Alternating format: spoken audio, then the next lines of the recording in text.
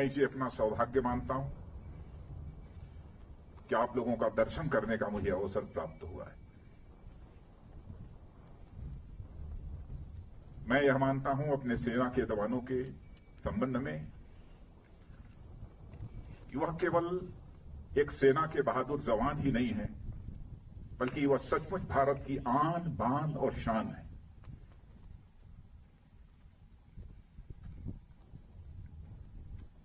समय समय पर जो भी करिश्माई काम हमारे सेना के जवानों के द्वारा किया गया है, उस पर समस्त देशवासियों को नाज है। आज यदि आपसे मिलकर मुझे बेहद खुशी हो रही है, तो मन में एक पीड़ा भी है, गम भी है। हाल में ही भारत और चीन के जवानों के बीच PP-14 पर जो कुछ भी हुआ,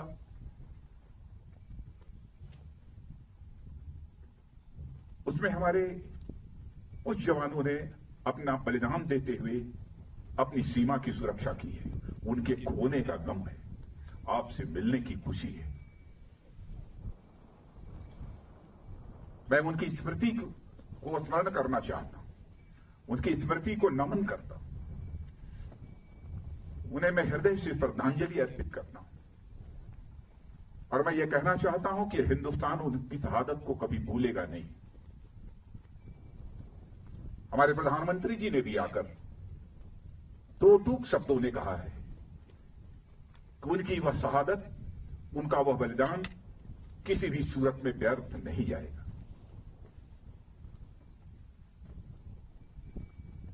आप जैसे सेना के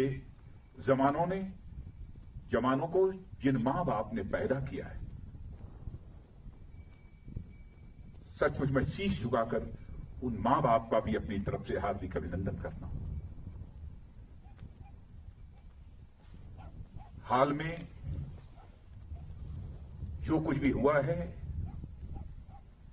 भारत और चीन के सेना के जवानों के बीच, मैं कह सकता हूं कि आप लोगों ने केवल भारत की सीमा की सुरक्षा नहीं की है, बल्कि भारत के 130 करोड़ भारतवासियों के सम्मान की आपने सुरक्षा की। इसके लिए भी मैं अपनी तरफ से आप सबका हार्दिक अभिनंदन करना चाहता हूं और देश के अपने सारे ऐसे सेना के जवानों का अभिनंदन करना चाहता हूं।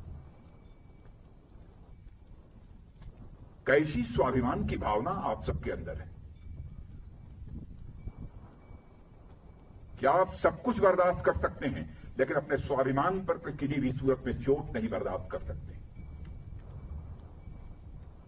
आप सभी जानते हैं कि मनुष्य के हृदय की सबसे बलवती भावना यदि कोई होती है तो स्वाभिमान की भावना होती है। स्वाभिमान ये व्यक्तिगत भी होता है, समाज का भी होता है, क्षेत्र का भी होता है, परिवार का भी होता है, लेकिन सबसे ऊपर एक स्वाभिमान होता है, राष्ट्रीय स्वाभिमान। यदि व्यक्तिगत रूप से हमें कोई अपशब्दों का प्रयोग करता है तो हमारा व्यक्तिगत स्वाभिमान जागृत हो उठता है और उससे हम दो हाथ करने के लिए तैयार हो जाते हैं। वैसे ही हमारे राष्ट्र की सीमाओं पर यदि कोई आंख उठाकर देखने की जरूरत करता है, उस समय हमारा जो स्वाभिमान जागृत होता है उसे हम राष्ट्रीय स्वाभिमान कहते हैं। इसी राष्ट्रीय स्वाभिमान की भावना के कारण ही आप अपनी जिंदगी की चिंता नहीं करते हैं, अपना सर्वस्व न्यौछावर कर देने के लिए तैयार हो जाते हैं। भारत को आजादी भी मिली है तो इसी राष्ट्रीय स्वाभिमान के भावना के कारण ही मिली है। चाहे वह चंद्रशेखर आजाद रहे हों, सरदार भगत सिंह रहे हों, खुदीराम बोस, अशफाकुल्ला खान जैसे लोग रहे। इसी राष्ट्रीय स्वाभिमान की भावना के कारण ही हंसते हंसते फांसी के फंदे को चूम लिया था, तब जाकर यह हमारा भारत आजाद हुआ।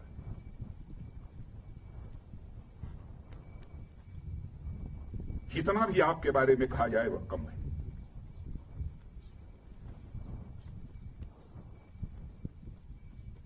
इस समय सीमा के विवाद को सुलझाने के लिए बातचीत का दौर चल रहा है।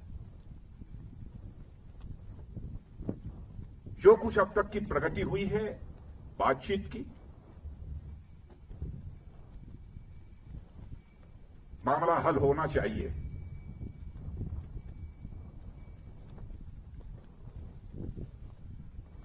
लेकिन कहां तक हल होगा, अभी इस संबंध में मैं कोई गारंटी नहीं दे सकता हूं।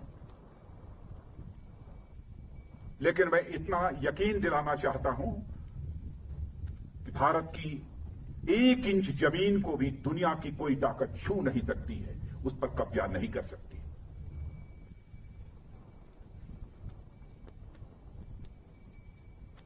लेकिन बातचीत के द्वारा यदि समाधान निकलता है तो इससे अच्छी बात और कोई दूसरी नहीं हो सकती है।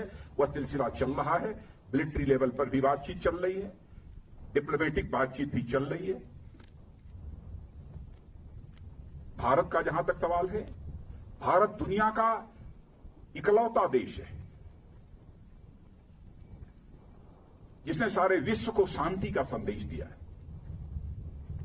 भारत दुनिया का इकलौता देश है जिसने कि दुनिया के किसी देश पर न तो कभी आक्रमण किया है और न दुनिया के किसी देश की 1 इंच जमीन पर कभी कब्जा किया है। भारत दुनिया का यह इकलौता देश है जिसने भारत की सीमा में रहने वाले लोगों को ही अपने परिवार का सदस्य नहीं माना है, बल्कि पूरे विश्व की धरा पर रहने वाले लोगों को अपने परिवार का सदस्य मानते हुए वसुधैव कुटुंबकम का संदेश सारे विश्व को किसी एक देश ने दिया है तो हमारे और आपके देश भारत ने दिया। हम अशांति नहीं चाहते, हम शांति चाहते। हमारा चरित्र रहा है कि हमने दुनिया के किसी भी देश के स्वाभिमान पर चोट पहुंचाने की कभी कोशिश नहीं की।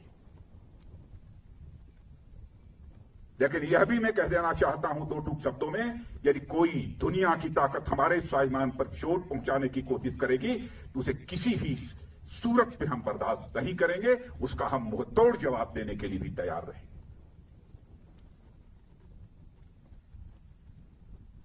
आप सबके ऊपर नाज है और आप सबके बीच आकर सचमुच मैं स्वयं को बहुत ही गौरवान्वित महसूस कर रहा हूं। इसीलिए यह सब सारी बातें मैं बोल रहा हूं। आपके ऊपर भरोसा है।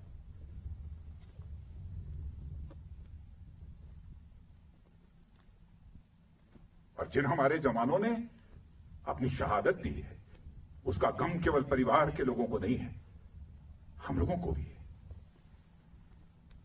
130 करोड़ भारतवासियों को भी।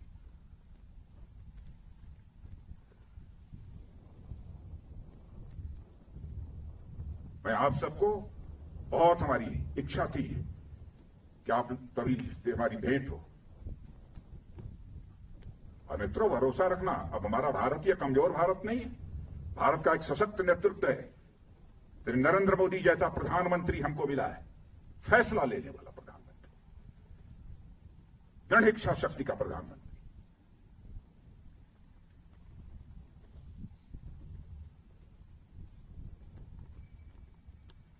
हमारे स्वाभिमान पर कोई चोट नहीं पहुंचा सकता। राष्ट्रीय स्वाभिमान ये हमारी पूंजी है।